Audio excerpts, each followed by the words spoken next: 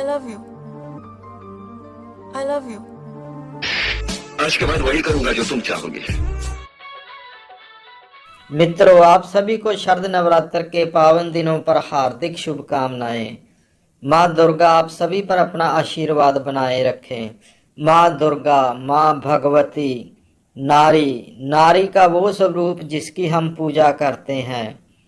वो नारी जो बचपन में कभी माँ के रूप में साथ होती है, तो कभी बहन के रूप में, तो कभी भाभी माँ के रूप में, अर्धांगिनी के रूप में, पत्नी, सारी उम्र का साथ देने का वादा, तो कभी पुत्री के रूप में देवी स्वरूपा, तो कभी बहू के रूप में पुत्री तथा माता स्वरूप के रूप में एक साथ। सचमुच ही हम कितने धन्य हैं जो भारत भूमि में पैदा हुए, जहाँ की संस्कृति में नारी का ये रूप अनेक रूप माने जा रहे हैं।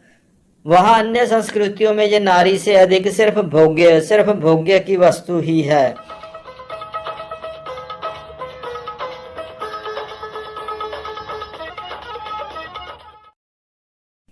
नारी शक्ति, नारी भक्ति, नारी वंदन का त्योहार है ये नवरात्रि के दिन। नारी का सबसे पवित्र रूप माँ। माँ क्या है ये एक कहानी के माध्यम से समझते हैं।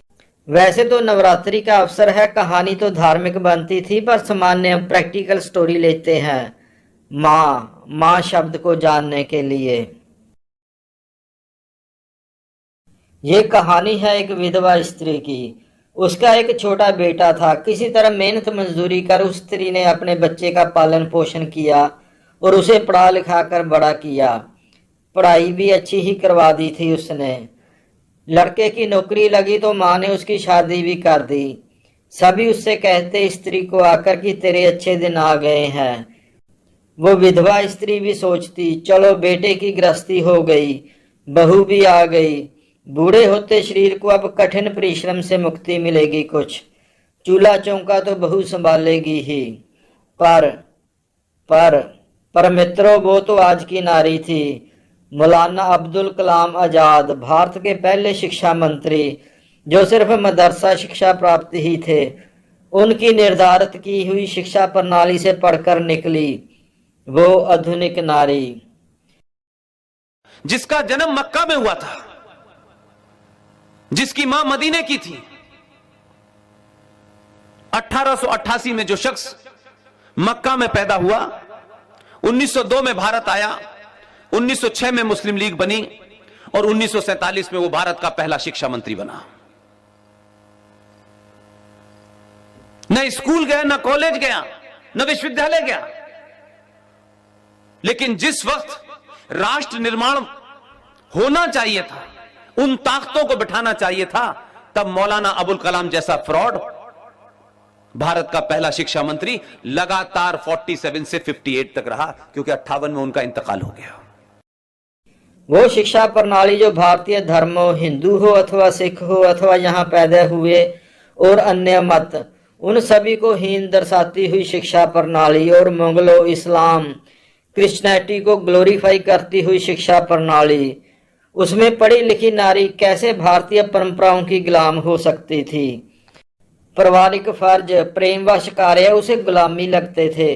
वो चाहती थी आजादी, घर परिवार जिम्मेवारियों से आजादी। जैसे आजकल अक्सर आपने आजादी के लगते हुए नारे सुने होंगे। नई शादी हुई थी, वो विधवा स्त्री अपनी बहू को कोई भी काम ना करने देती। बेटा पत्नी को घर के काम में माँ का सहयोग करने को कहता, परंतु वो आज की नारी, मेरी शादी तुमसे हुई है, तेरी माँ से नहीं। बस कुल मिलाकर उस स्त्री की आराधना आज की नारी ने फिनिश मतलब खत्म कर दी। जैसे जैसे समय बीतता गया, माँ ने बहू बेटे का क्लेश देखकर उन्हें अलग रहने के लिए मना ही लिया। वैसे भी मानना तो बेटे को था ही, शायद वो पहले से ही तैयार था।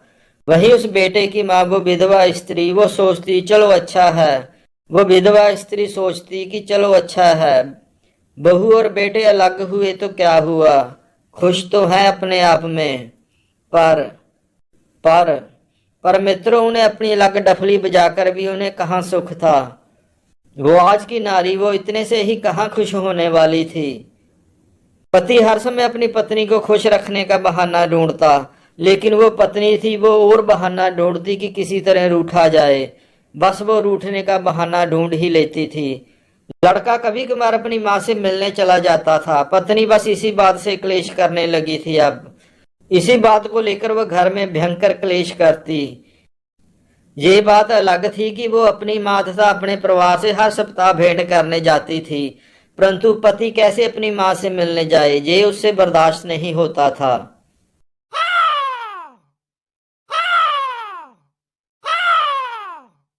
उसका पति महीने में 1-2 बार अपनी माँ से मिलने चला जाता तो भयंकर क्लेश होता। नई नई शादी थी जो अब पुरानी हो चुकी थी, लेकिन क्लेश बढ़ता ही जा रहा था।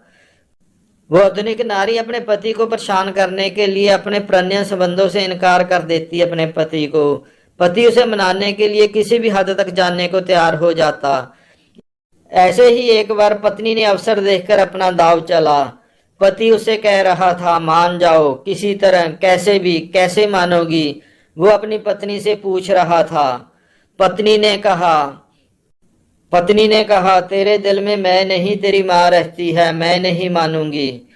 पति पागल हो रहा था। वो उससे कह रहा था, मेरे दिल में तो बस तू ही तू, कोई और है ही नहीं। पत्नी ने चीख कर कहा, चलो देखते हैं कितना प्यार है, कितना प्रेम करते हो तुम मुझसे।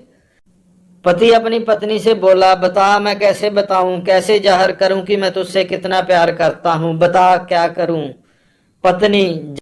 पत्नी ने अपने पति से मकारी के साथ कहा, जा पहले अपनी माँ का दिल ला चीर कर, देखते हैं कितना प्यार करता है तू मुझसे। नारी वासना में गिरा वो चल पड़ा अपनी माँ के घर दौड़ता हुआ। कर दिया गुनाह और तेजी से चल पड़ा वापस अपनी पत्नी के पास।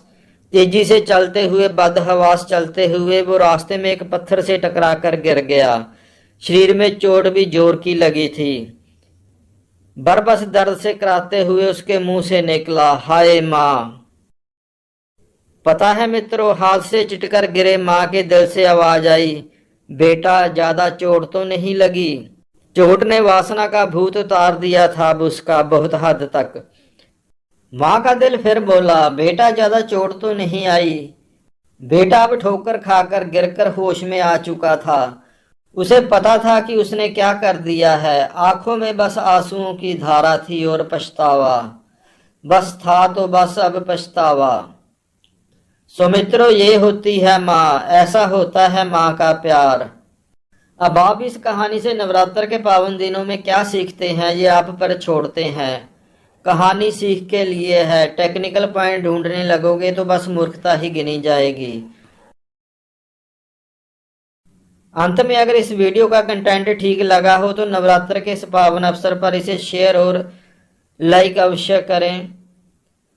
ऐसे ही और धार्मिक मोटिवेशन वीडियोस के लिए चैनल को सब्सक्राइब भी अवश्य करें। हर हर महादेव।